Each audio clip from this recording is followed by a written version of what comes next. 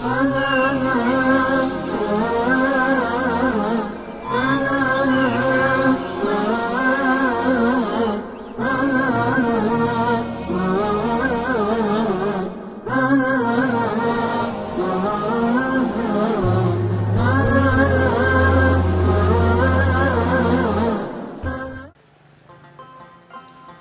billahi minasyaitonir rajim. Assalamualaikum warahmatullahi wabarakatuh. Bismillahirrahmanirrahim. Alhamdulillahi rabbil alamin. Wassalatu wassalamu ala asyrafil anbiya'i wal mursalin sayyidina wa maulana Muhammad wa ala alihi wa ashabihi ajma'in. Rabbi shrah li sadri wa yassir li amri wahlul 'uqdatam min lisani yafqahu qawli, amma ba'd. Alhamdulillah, sekarang ini kita telah mulai memasuki bulan pilihan Allah Subhanahu wa taala, yaitu bulan Zulhijjah. Yang mana kita ketahui setiap yang Allah Subhanahu wa taala ciptakan pastilah ada yang Ia pilihkan, yang Ia muliakan, seperti tempat di belahan bumi ini yang mana kita semuanya pun tidak dapat memungkirinya. Dan begitu juga manusia, Allah Subhanahu wa taala memilihkan ada 124.000 nabi. Dari 124.000 nabi ada 313 para rasul. Dari 313 rasul itu Allah pilih nabi dan rasul cuma ada 25 saja. Dari 25 nabi dan rasul Allah pilihkan yaitu 5 saja yang mempunyai ulul azmi. Dari 5 ulul azmi itu Allah pilih yaitu Khalilullah Nabi Ibrahim alaihissalam dan juga Nabi Muhammad Sayyidul Mursalin, pemimpin para rasul.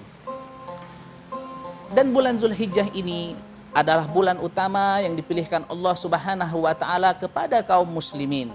Apabila kita menyebut bulan Zulhijjah, terngiang-ngiang di dalam benak kita hanyalah haji saja.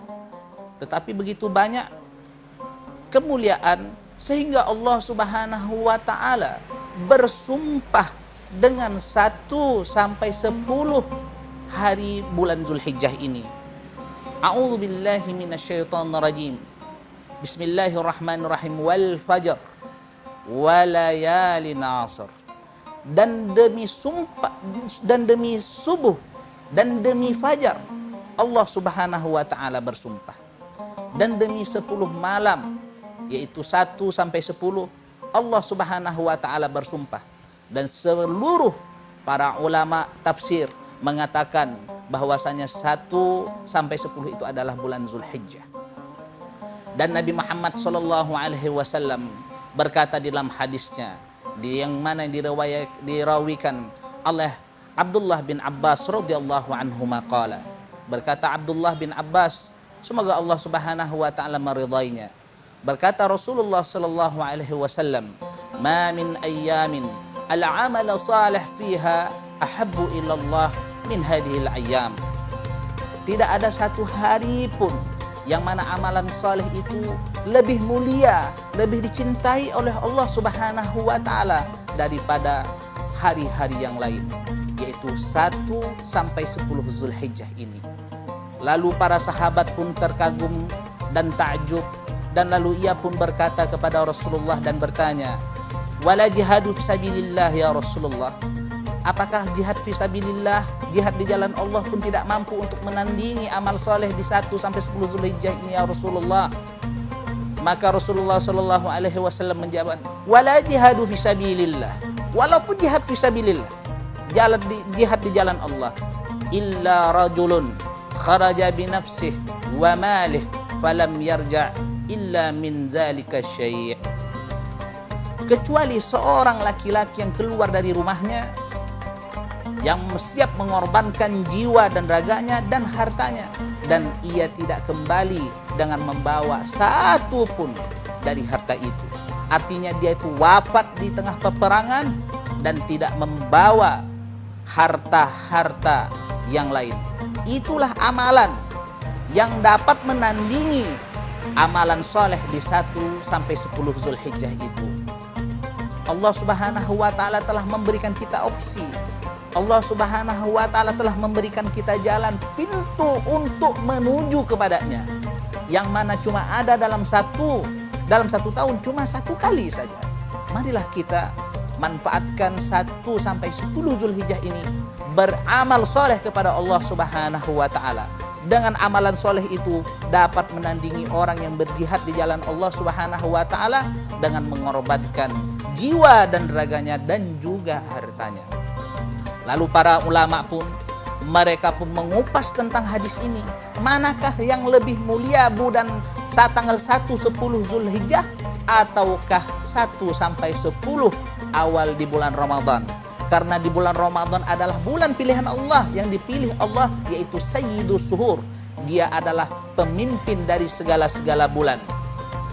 Lalu Ibnu Qayyim Al-Jauziyah rahimahullah dalam kitabnya di Zadul Ma'ad, ia mengatakan sesungguhnya di bulan Ramadan tanggal 1 sampai 10 Ramadan itu mulia daripada bulan Zulhijjah di malam harinya.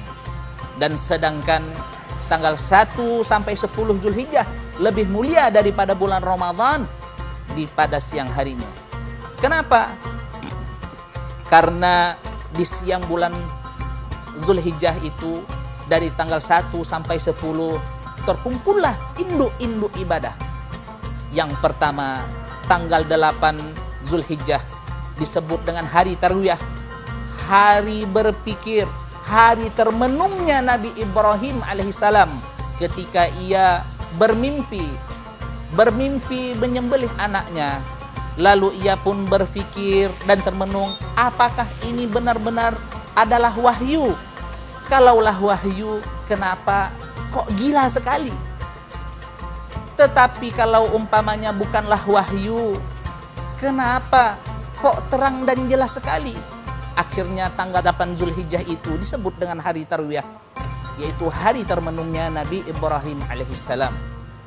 Lalu tanggal 9 ada induknya ibadah, yaitu hari Arafah, Al-Hajjul Arafah. Haji adalah Arafah. Walaupun orang bertawaf berkali-kali, orang sudah melaksanakan sa'i dan mengerjakan segala amalan-amalan dan rukun-rukun di saat haji, tetapi ketika di hari itu dia tidak ikut wukuf di Arafah, walaupun dia terkena uzur, maka dia tidak dihukum haji. Karena haji adalah Arafah, Al-Hajjul Arafah. Tanggal 9 itu, di 9 Zulhijjah itu, Allah Subhanahu wa Ta'ala pilihkan untuk orang wukuf di padang Arafah. Jadi seluruh dunia, pelosok-pelosok dunia yang orang melaksanakan haji, mereka berkumpul di tempat satu itu, di pada tanggal 9 Zulhijjah itu, tidak di tanggal yang lain. Lalu tanggal 10 itu, 10 Zulhijjah, ada hari yang paling besar, yaitu ibadah kurban. Ibadah kurban inilah yang akan kita bahaskan di dalam pembahasan kita di kali ini. Ma'asyiral muslimin rahimani wa rahimakumullah.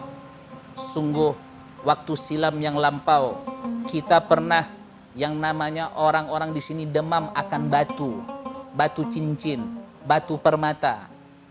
Lalu orang yang cuma cinta dan suka saja, dia pun asal melihat batu cincin itu bagus, warnanya bagus, bentuknya bagus, dia pun siap untuk membayar dengan harga yang setinggi-tingginya. Tetapi menurut orang yang ahli dalam batu, dia melihat dari kualitasnya. Dia pun mendapatkan keuntungan dari penjualan batu itu. Dia buat batu yang biasa dengan bentuk yang sangat bagus, dengan mengkilap dengan warnanya, agar orang yang tidak tahu batu dapat membelinya dan dia itu menggunakan ilmunya.